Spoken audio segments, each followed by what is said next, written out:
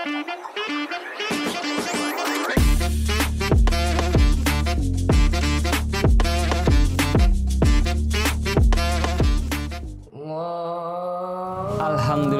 udah azan. Baru aja jalan-jalan bentar udah azan aja.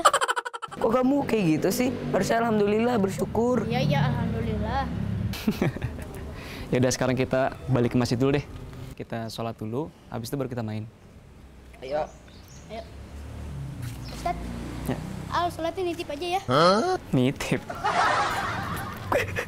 Dikira ke warung kali. Malah ketawa. Iya Ustaz nitip. Jadi Ustaz sama Kak yang sholat, tapi aku juga ikutan dapat pahala. Al, di mana-mana sholat itu dilaksanakannya sendiri.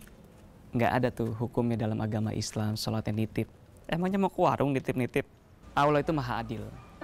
Kalau kita melaksanakan perintahnya, kita akan mendapatkan pahala. Dan sebaliknya, jika tidak melaksanakan perintahnya, akan mendapatkan dosa. Dan lebih parahnya lagi akan dimasukkan ke dalam neraka. Emang Al mau dimasukkan ke dalam neraka? Enggak lah Ustaz pakai bobo neraka. Ayo Kak, lu. Adanya siapa sih tuh? Tahu tiba-tiba nongol. Tidak.